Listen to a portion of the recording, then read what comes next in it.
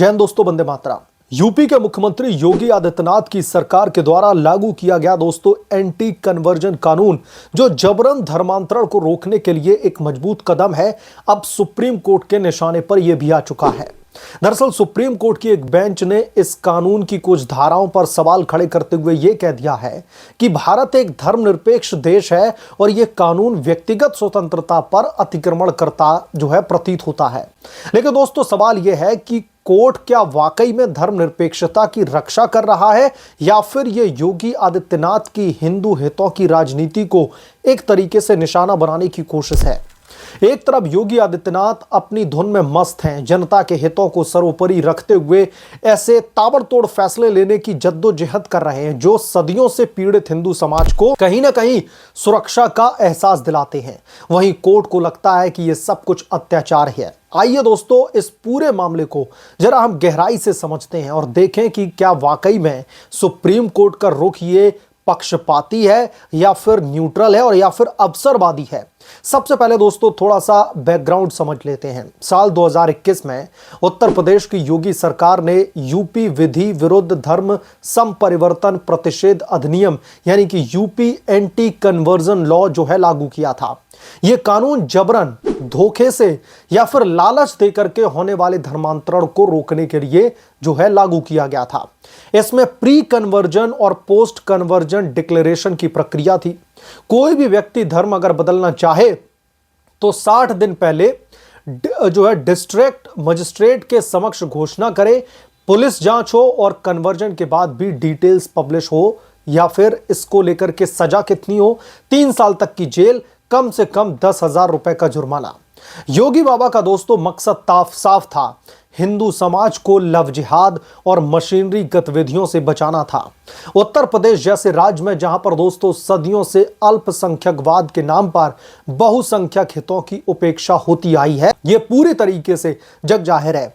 यह कानून एक क्रांतिकारी कदम था। लाखों हिंदू परिवारों ने इसे सराहा क्योंकि यह उनकी बेटियों और कमजोर वर्गों की रक्षा करता था। योगी आदित्यनाथ अपनी धुन में मस्त हैं, न तो राजनीतिक दबाव से डरते हैं, ना ही सेक्युलर लॉबी को रोने से।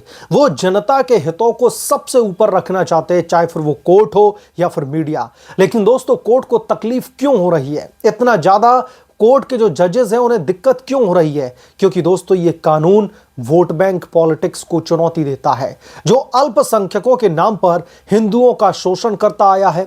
अब आते हैं जरा सुप्रीम कोर्ट के ताजा फैसले की हम बात कर लेते हैं।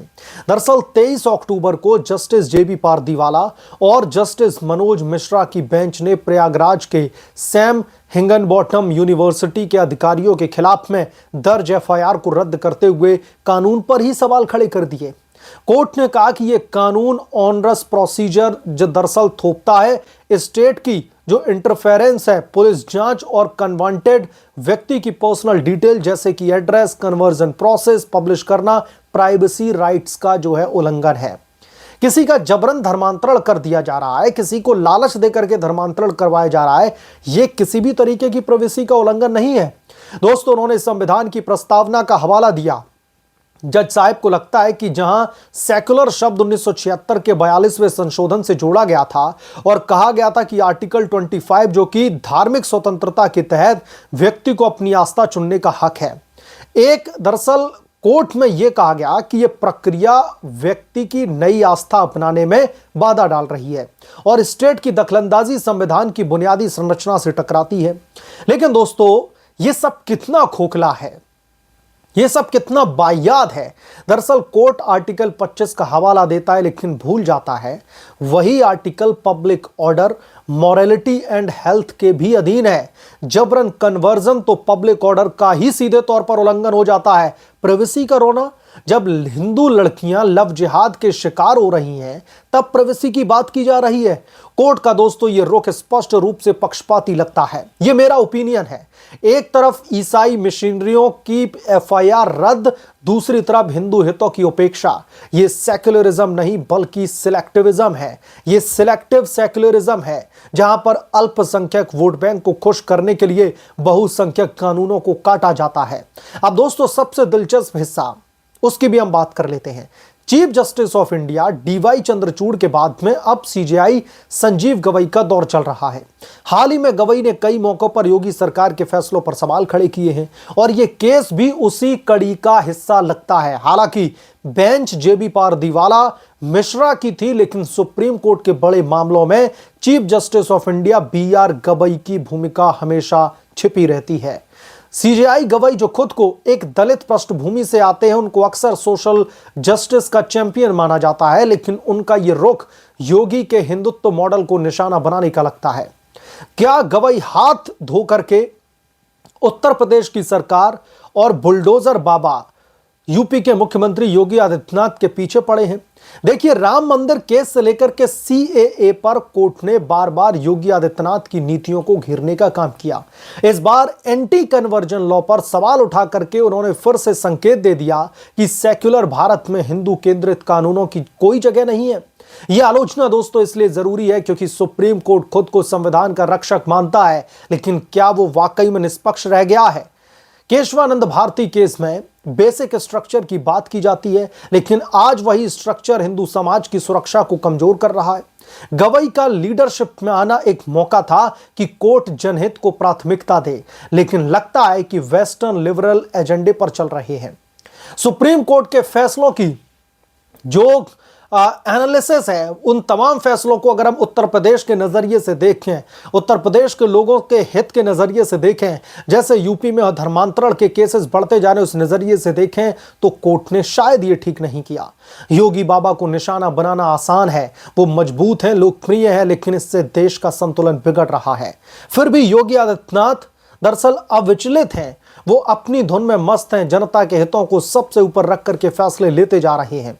एंटी कन्वर्जन लॉ ने यूपी में सैकड़ों केस रोके हैं दोस्तों, हिंदू परिवारों को राहत दी है। क्या कोर्ट को इससे तकलीफ है? जवाब है हां, क्योंकि यह माइनॉरिटी दरअसल पैम्परिंग की पुरानी परंपरा को चुनौती देता है। योगी जी जानते हैं कि असली सेक्युलरिज्म समानता है, ना कि एक पक्ष को बढ़ावा देना।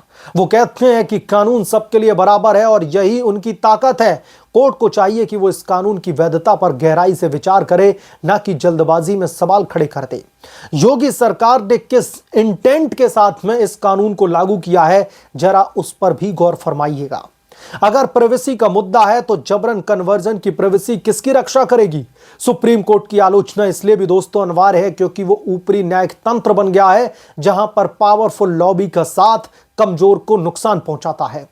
यहां पर दोस्तों समझने वाली बात यह है कि जो योगी की सरकार ने जो कन्वर्जन लॉ लागू किया था, वो ऐसे मामलों को कंट्रोल करने के लिए किया गया था जिसमें पैसे का लालच देकर के धर्म परिवर्तित करवा दिया जाता है, जिसमें चोरी छिपे एक साजिशन सामने वाले को पता ही ना चले उसका धर्म परिवर्तन करवा दिया गया। और एक जो केसेस आते हैं, एक उसमें होता है कि जबरन बंदूक की नोक पर डरा कर धमका करके उनका धर्म परिवर्तन करवा दिया जाता है।